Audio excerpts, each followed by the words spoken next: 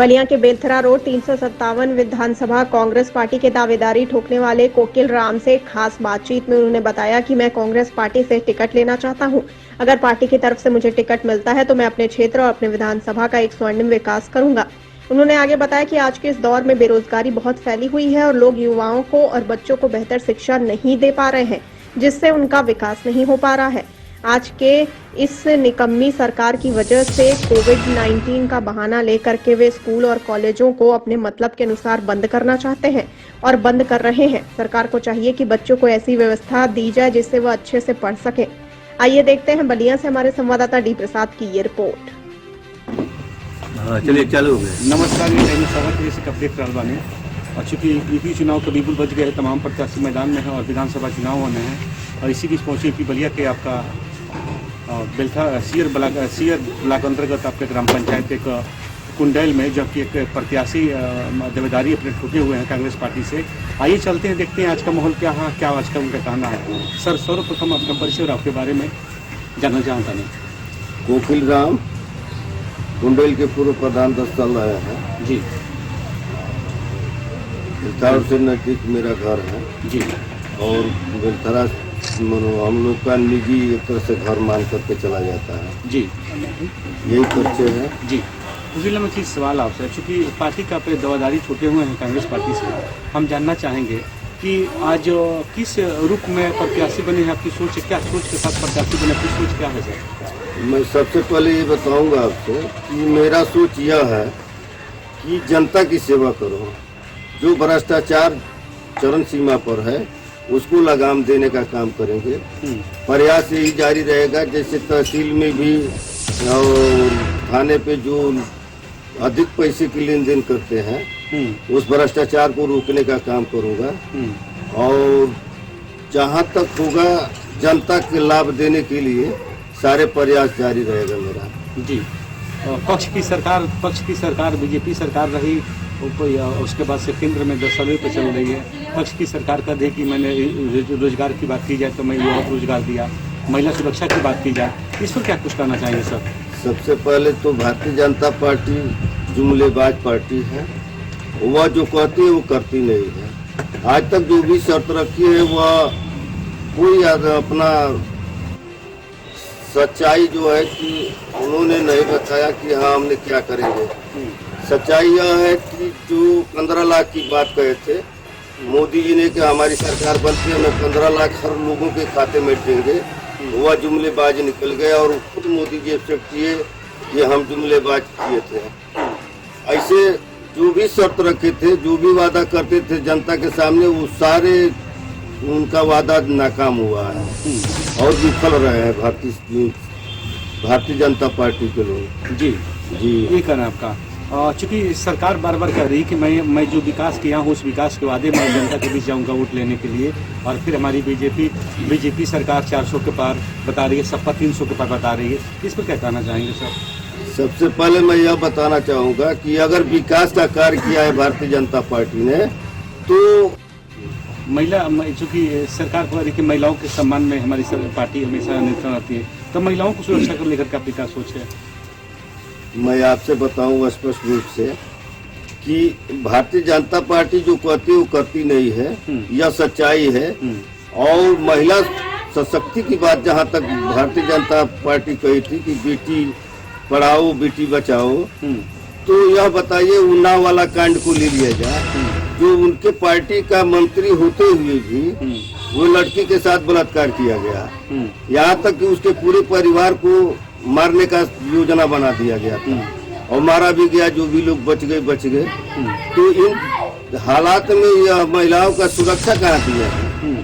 ये तो महिलाओं का हाथरस कांड ले लीजिए, सोनभद्र का कांड ले लीजिए, इनके सरकार में चरम सीमा पर यह बलात्कार का कार्य हुआ है, जो हर दल पार्टी के लोग उसके अगेंस्ट है कि महिला सशक्ति में हमारी तो प्रियंका दीदी ने कहा है कि मैं 40% महिलाओं को आरक्षण दे करके और आगे लाने का काम करूंगा।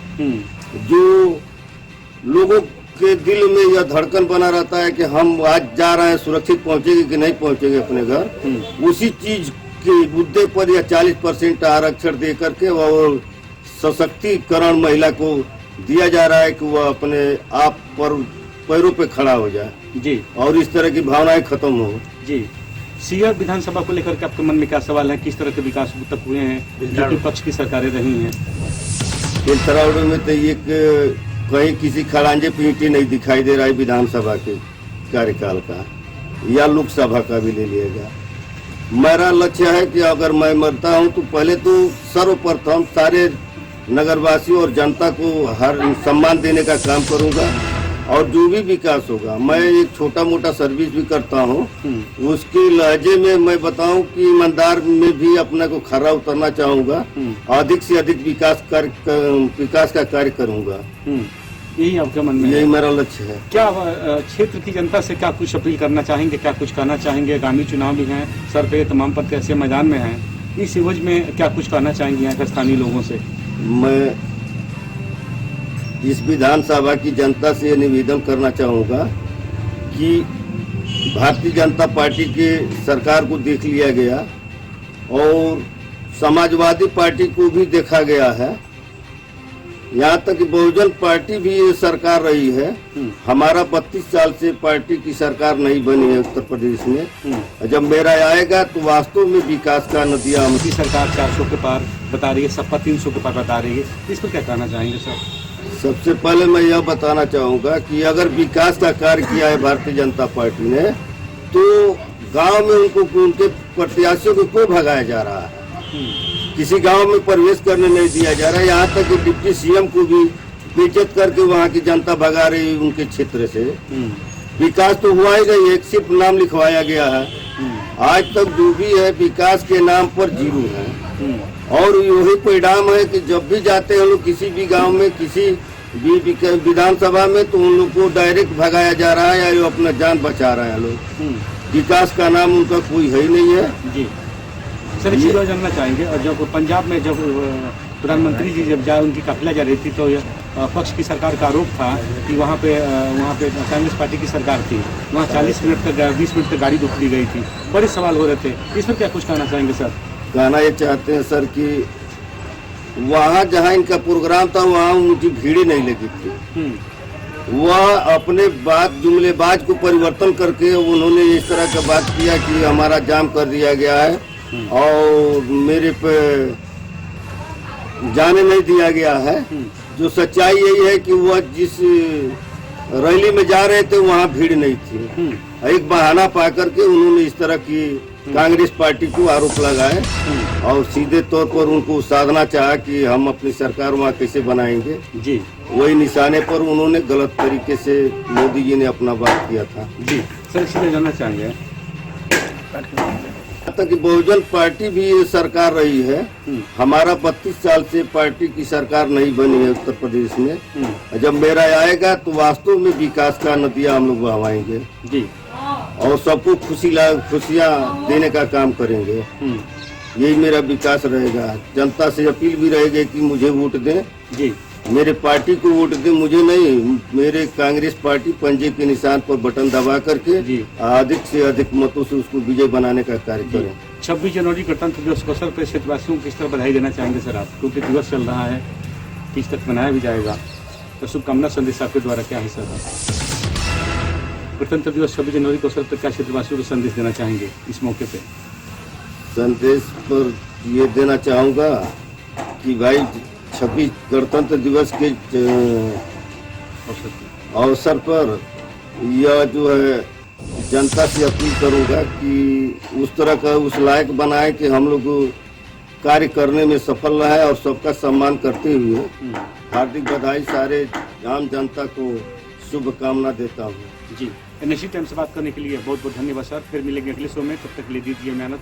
नमस्कार। जय हिंद, जय कांग्रेस। धन्यवाद। ये पहला शो।